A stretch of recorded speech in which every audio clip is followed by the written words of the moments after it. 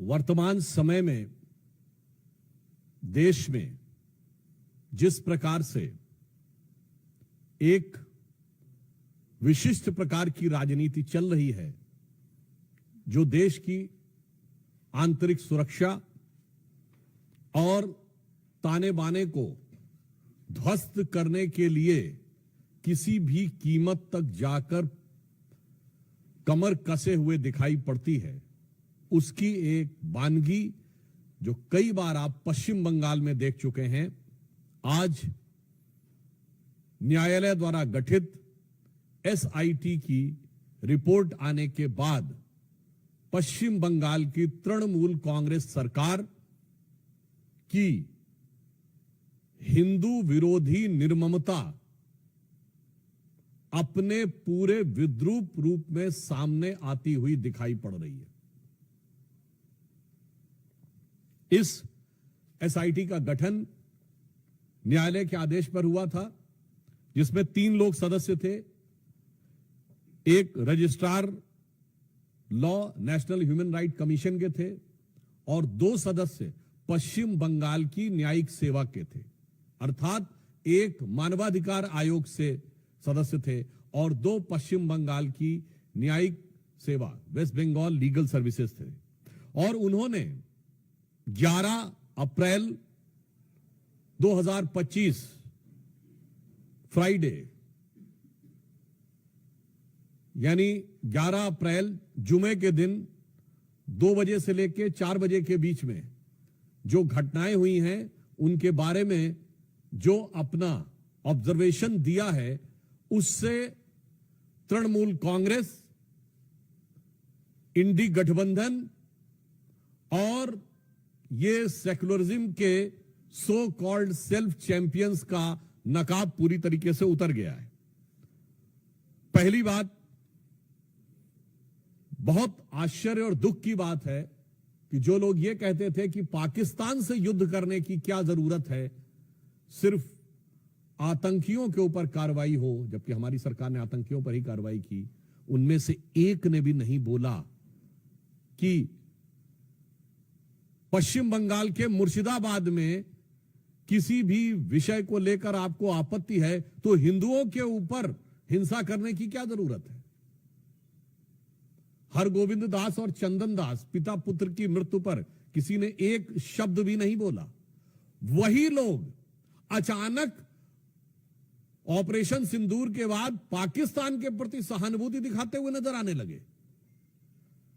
इसमें जो फाइंडिंग्स आई हैं, पहला पॉइंट जो तृणमूल कांग्रेस ने यह प्रचार करने का, भ्रम पैदा करने का प्रयास किया था कि इसमें बाहर के लोग शामिल थे। उनके कुछ सांसदों ने दूसरे राज्यों के लोगों का नाम लिया था, विशेषकर उत्तर प्रदेश बिहार का नाम लिया था, जो सरासर अनुचित है। परंतु इस फाइंडिंग में बहुत साफ साफ तौर पर तृणमूल कांग्रेस के नेता और एमएलए का नाम भी सामने आया है और इसमें कहा गया है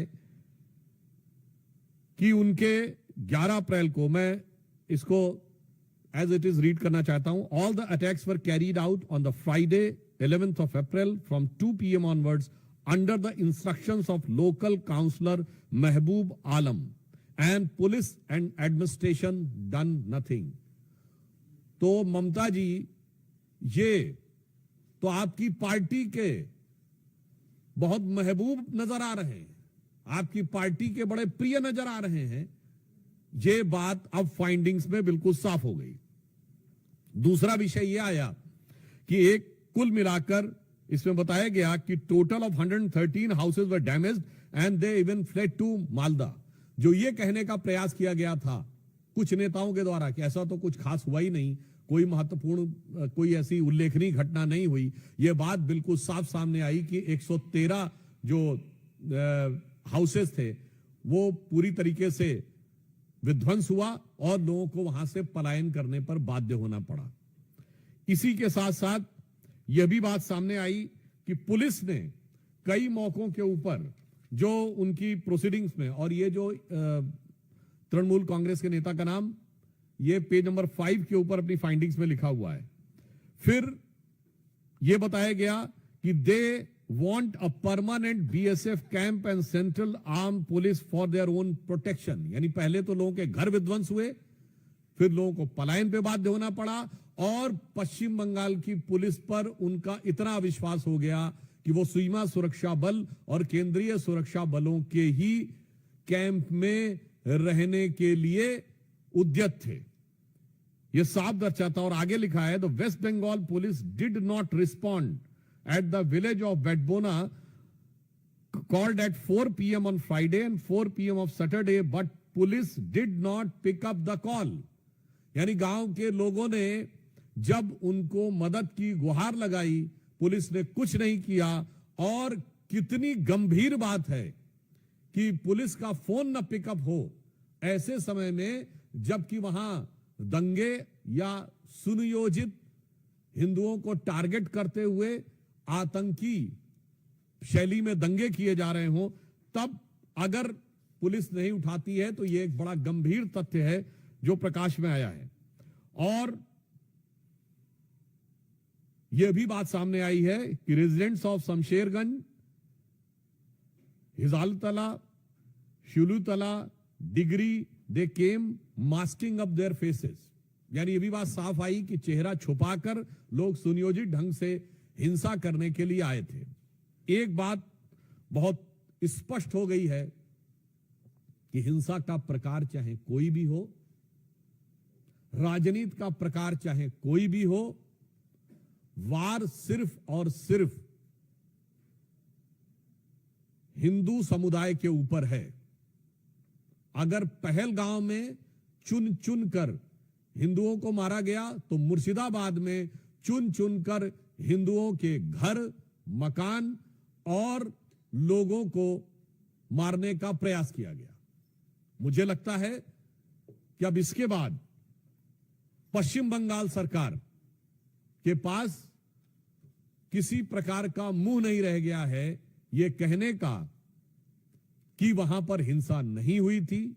नंबर 2, अब बिल्कुल साफ है कि वहां हिंसा हुई, सुनियोजित हिंसा हुई, तृणमूल कांग्रेस के नेताओं के इशारे पर हिंसा हुई और बाकायदा धर्म और समुदाय देखकर हिंसा की गई।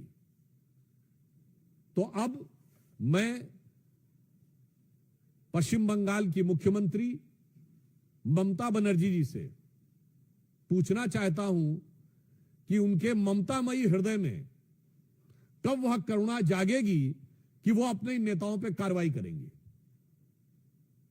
हम भारतीय जनता पार्टी की तरफ से स्पष्ट रूप से पूछना चाहते हैं कि न्यायालय के द्वारा गठित एसआईटी में यह तथ्य आने के बाद तृणमूल कांग्रेस के नेताओं पर ममता बनर्जी जी कब कार्रवाई करेंगी और अपने नेताओं के अपमानजनक और मारे गए लोगों का उपहास उड़ाने वाले बयानों के लिए कब माफी मांगेंगी।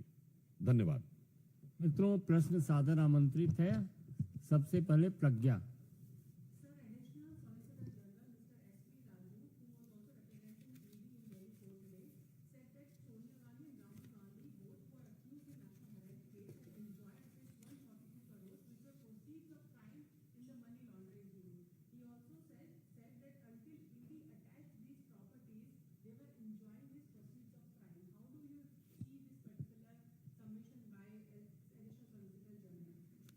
देखिए, this National Herald case has been a very peculiar case in the entire Indian history. Number one, it started in October 2013 by a PIL filed in Delhi High Court, much before Modi government came into power. Second, this is the only case in which Sri Rahul Gandhi ji and Srimati Sonia Gandhi ji has to take the bail. In the recent findings of ED, they have mentioned there is around 142 crore rupees related to proceeds of crime. अब proceed of crime से अगर पैसा आया है तो use किसने किया है, तो इसके बारे में जो इंडिकेशन दिया गया है कि यह सिर्फ प्रॉपर्टी ऑब्टेन करने के लिए नहीं, बल्कि अदर रिलेटेड चीजों के लिए भी प्रयोग किया गया है। अदर रिलेटेड चीजें क्या हैं, यह अपने आप में बहुत गंभीर विषय है। नेशनल हेराल्ड का केस एक और दृष्टि से भारत के इतिहास का बहुत विचित्र केस है कि एक कंपनी जिसके पास हजारों करोड़ की प्रॉपर्टी है, वो 90 करोड़ के कर्जे में बिक जाती है। चौथी दृष्टि से एक और यूनिक केस है कि ये बिकती क्या है कि खरीदने वाला और बेचने वाला दोनों एक ही होते हैं। ऐसा क्रय विक्रय आपको भारत के इतिहास में कभी देखने को नहीं मिलेगा। सामान्यतः भ्रष्टाचार में देने वाला कोई और होता, लेने वाला कोई और होता है। यहां पर देने और लेने वाले दोनों एक ही हैं। इसलिए जो ईडी ने फाइंडिंग की है, इसमें एक और बिंदु समझिए। कांग्रेस पार्टी ये कहती है नेशनल हेराल्ड बंद हो गया। 67 साल के शासनकाल में, जो हमारी सरकार आने से पहले था, 60 साल कांग्रेस या उसकी समर्थक सरकारों का शासन रहा। 55-56 साल सीधे कांग्रेस का शासन रहा। अगर उसमें कांग्रेस के अनुसार जो क्लेम है कि स्वतंत्रता संग्राम सेनानियों का यह अखबार जो पंडित जवाहरलाल नेहरू जी के द्वारा चलाया गया था, स्थापित किया गया था, और जो 3 भाषाओं में निकलता था, नेशनल हेराल्ड इंग्लिश में, नवजीवन हिंदी में और कौमी आवाज उर्दू में, इसका मतलब उसका कोई खरीदारी नहीं था। यानी कांग्रेस के कार्यकर्ता भी उसे खरीदने को तैयार नहीं थे। कांग्रेस ने अपने कार्यकर्ताओं की जितनी संख्या बताई है, उतने भी लोग अगर खरीदते तो ये तीनों बिकने के कगार पे नहीं आते। तो नेशनल हेराल्ड और नवजीवन तो छोड़िए, जो नवजीवन नहीं दे पाए, कौम ने भी कौमी आवाज नहीं सुनी। अगला पॉइंट इसमें और भी महत्वपूर्ण यह हो जाता है कि यह भारत के इतिहास का इकलौता मौका है जब सरकारी संपत्तियों पे, पब्लिक संपत्ति पे भ्रष्टाचार होता था। यहां किसी पार्टी ने अपनी ही संपत्ति के ऊपर डाका डाल दिया। मतलब एक कहावत होती है कि अपने घर में कोई चोरी नहीं करता, अपने घर में कोई डाका नहीं डालता। यह आपने सिर्फ कॉमेडी फिल्मों में देखा होगा, मगर यह ट्रेजेडी देखिए कि नेशनल हेराल्ड केस इस मामले में एक विचित्र केस है। और यह भी दर्शाता है the ED today has mention about 142 crore rupees of proceed. तो मैं कहना चाहूंगा, एक वो कांग्रेस थी जो महात्मा गांधी की कांग्रेस थी, जिसका सदस्यता शुल्क कितना था? 4 आने। कांग्रेस में नारा होता था, एक चवन्नी चांदी की, जय बोलो महात्मा गांधी की। और आज कांग्रेस वहां पर पहुंच गई आधुनिक गांधियों के नेतृत्व में कि देश तो छोड़ो, पार्टी की संपत्ति भी आज के गांधी की। तो अगर 142 करोड़ का विषय आया है, यह बहुत गंभीर बात है। यह कांग्रेस पे सिर्फ कानूनी नहीं, यह कांग्रेस पे सिर्फ राजनीतिक नहीं, बल्कि गंभीर नैतिक सवाल पैदा करता है कि जो लोग अपने को स्वतंत्रता संग्राम सेनानियों की विरासत के एकमेव उत्तराधिकारी घोषित होने का दावा करते थे, उन्होंने ही बकौल खुद स्वतंत्रता संग्राम सेनानियों की संपत्ति पर डाका डाला। रविकांत,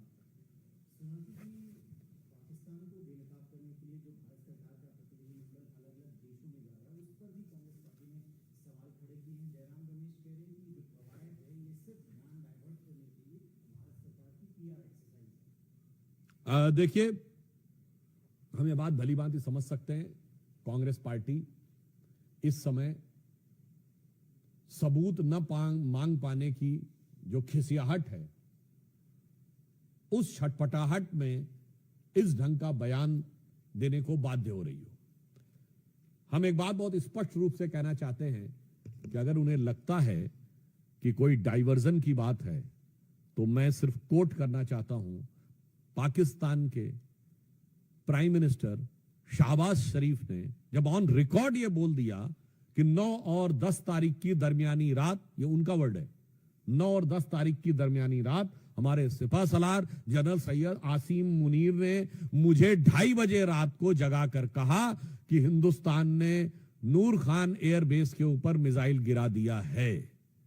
अब इतना बड़ा जो डाइवर्जन हुआ जाके नूर खान एयरबेस पे, ये अगर कांग्रेस को नजर नहीं आता है, तो मुझे लगता है उनकी नजर के ऊपर से लगता है राष्ट्रवाद का पानी पूरी तरीके से हट चुका है।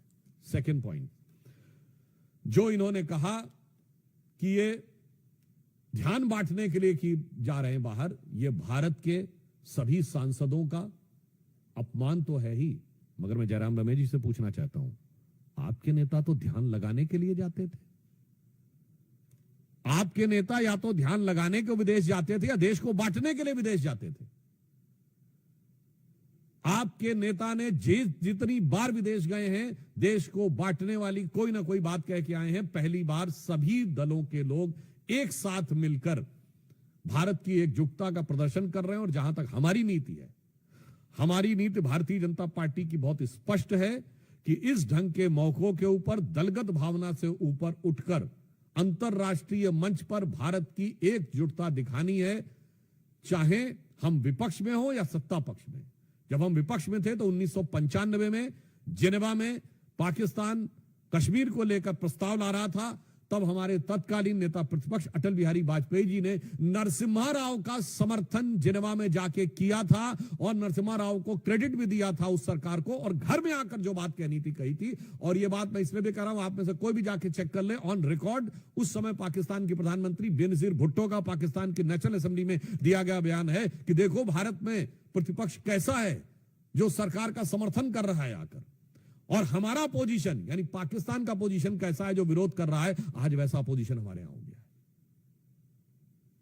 इसलिए यह बात जो कहने का प्रयास कर रहे हैं, वैसे ऑन द लाइटर नोट मैं एक और बात कहूं, लगातार आप देख ही रहे हैं कि कांग्रेस पार्टी के नेता एक के बाद एक ऐसा बयान देते हैं जो पाकिस्तान की मीडिया की सुर्खियां बटोरे।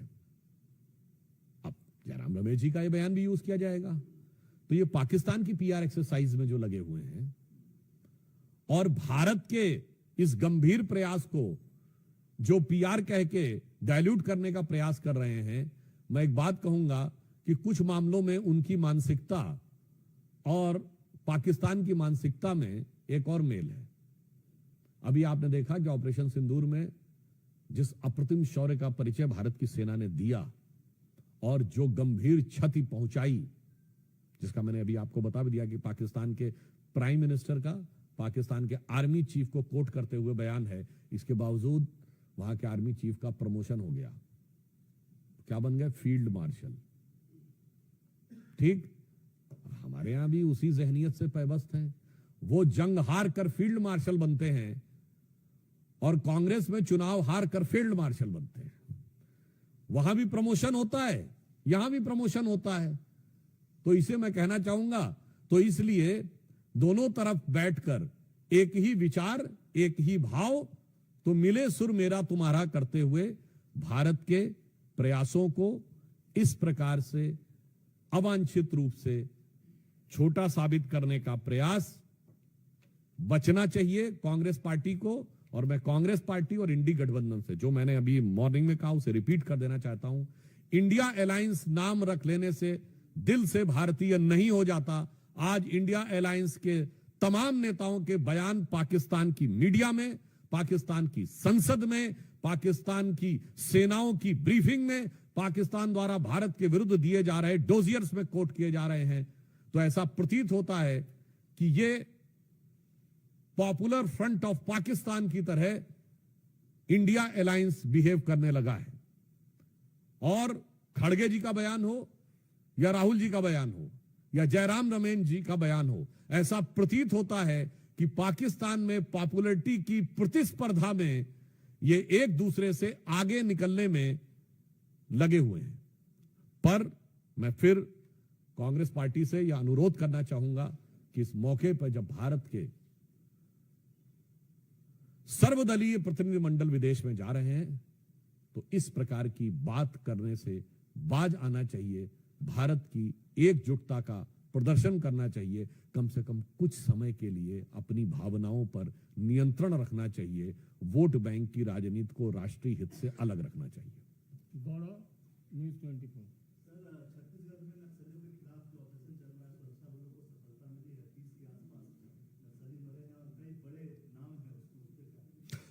देखिए, छत्तीसगढ़ में अभी जो सूचनाएं आ रही हैं और जो प्राइमा फेसिया इंफॉर्मेशन मिली है, प्रथम दृष्टया सूचना उनके अनुसार एक बहुत बड़ी सफलता छत्तीसगढ़ में नक्सलियों के विरुद्ध प्राप्त हुई है, जिसमें संभवतः प्राप्त जानकारी के अनुसार 25-30 से अधिक नक्सली मारे गए हैं। गृह मंत्री आदरणीय अमित शाह जी ने स्पष्ट 2026 तक, मार्च तक नक्सलों के खात्मे की बात कही है, तो निश्चित रूप से प्रधानमंत्री श्री नरेंद्र मोदी जी की सरकार की यह प्रतिबद्धता इस ऑपरेशन में स्पष्ट दिखाई पड़ रही। और यह प्रतिबद्धता एक और मामले में भी है, जिसे आप एक शब्द संस्कृत में सुनते होंगे ना, वाय आभ्यंतरम शुचि, यानी बाहर से भी सफाई करनी है और अंदर से भी सफाई करनी है।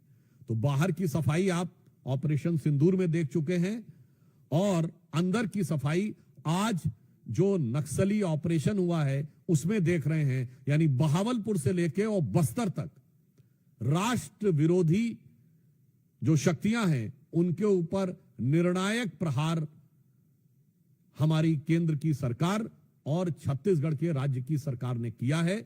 इसके लिए निश्चित रूप से प्रधानमंत्री श्री नरेंद्र मोदी जी के नेतृत्व में गृह मंत्री अमित शाह जी और हमारे छत्तीसगढ़ के मुख्यमंत्री जी और छत्तीसगढ़ के गृह मंत्री जी बधाई के पात्र हैं। अरुण धोता।